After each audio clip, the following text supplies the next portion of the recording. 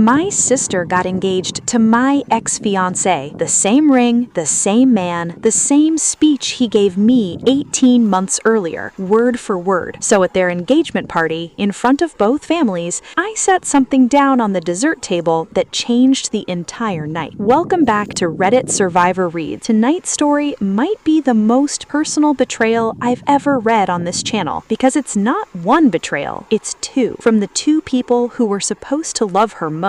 Today's story comes from a user I'll call Rachel, 29, graphic designer, and 18 months ago, Rachel was engaged to a man named Brett. Rachel writes, "Brett and I were together for 4 years. He proposed at the restaurant where we had our first date, got down on one knee, said this whole speech about how he knew from the moment he saw me that I was different from anyone he'd ever met. I cried. Everyone in the restaurant clapped. It was perfect. 3 months later, Brett ended it, said he wasn't ready for marriage, said he needed space to figure himself out. Rachel was devastated, but she believed him. She gave him the ring back, tried to move on, threw herself into work." Rachel writes, "My younger sister, Sophie, was incredible during that time. She'd come over with takeout, let me cry on her couch, told me Brett was an idiot and I deserved better. I genuinely don't know what I would have done without her that year. She was my person." 8 months after the breakup, Sophie mentioned she'd started seeing someone new, said it was early and she didn't want to make a big deal yet. Rachel was happy for her, relieved even that something good was happening in the family after such a rough year. Sophie kept this new guy private for months. No photos posted, no introductions to Rachel. Said she was taking it slow because of everything Rachel had been through and didn't want to rub a new relationship in her face. Rachel writes, "Looking back, that excuse should have been my first red flag, but at the time it just seemed thoughtful, considerate. I actually told her, 'Sophie, you don't have to hide your happiness because of me. I'm fine.'" 6 months ago, Sophie announced she was engaged. Big Instagram post, ring photo, captioned, "He's the one I didn't know I was waiting for." Rachel writes, "I screamed with excitement when I saw it. Called her immediately. She said she'd tell me everything about him soon. They were planning an engagement party and wanted to do a proper introduction there with both families." For 6 months, Rachel never saw a photo of this man's face. Sophie always had an excuse. He was camera shy, he didn't like social media, he wanted their first real introduction to be in person at the party as a special moment. Rachel writes, "My mom thought it was a little odd. I told her Sophie was just being Sophie, dramatic, loves a moment. I had no idea." The night of the engagement party arrives. A nice venue, string lights, a dessert table, about 60 guests. Rachel's there with her mom, helping set up. Sophie's practically glowing, telling everyone, "Tonight you finally get to meet him." Around 7, Sophie taps a glass for everyone's attention. "Everyone, I want you to officially meet my fiancé." And she turns toward the entrance. Rachel writes, "And Brett walked in. My Brett, wearing a suit, smiling, walking toward my sister like this was the most natural thing in the world." Rachel describes the next 10 seconds as feeling like the room tilted sideways. Brett, the man who told her 18 months ago he wasn't ready for marriage, was now standing in front of 60 people, about to be officially introduced as Sophie's fiancé, the same Sophie who'd held Rachel while she cried about this exact man. Rachel writes, "I looked at my mom. She had the same look on her face, confused, then horrified, in real time as it clicked for her too." Sophie was mid-sentence, "And I know this is a little unconventional, but Brett and I actually met almost a year ago, and we just clicked instantly. And I know some of you might recognize him." Recognize him. She knew everyone would recognize him. She'd planned this entire big reveal moment knowing exactly what it would do to Rachel. Rachel writes, "That's when I understood. The 8 months of secrecy, the taking it slow because of everything you've been through, the no photos, wants it to be special, none of that was thoughtfulness. It was staging. She was building toward this moment, the dramatic reveal, in front of everyone, where she got to be the one standing next to Brett while I found out live, on camera, in front of 60 people." Rachel writes, "I had exactly one thing in my purse that night. I'd brought it almost as a joke. My best friend had said, 'Bring it for good luck, throw it in the ocean,' or something symbolic. It was the engagement ring, my engagement ring, Brett's ring, the one he gave back to his mom after our breakup that I never returned because postage was a hassle, and honestly I just forgot about it in my jewelry box for over a year. I'd found it that morning while getting ready, and for some reason, I still don't fully know why, I put it in my purse." Rachel writes, writes, I walked to the dessert table. Everyone was still frozen, processing Sophie's announcement. I took the ring out of my purse and I set it down, right next to the engagement cake, right in the center of the table, where everyone could see it. Then I said, loud enough for the room, Brett, you left this at my apartment 18 months ago. Sophie, you might recognize it too. You were there the night he proposed with it. The room went completely silent. Sophie's face, Rachel writes, went through every emotion at once. Confusion, then recognition, then horror, as 60 guests looked back and forth between the ring on the table and Sophie's hand, wearing the exact same ring, same setting, same stone. Brett hadn't even bothered to buy a new one. Rachel's mom said it out loud before Rachel could. Sophie, is that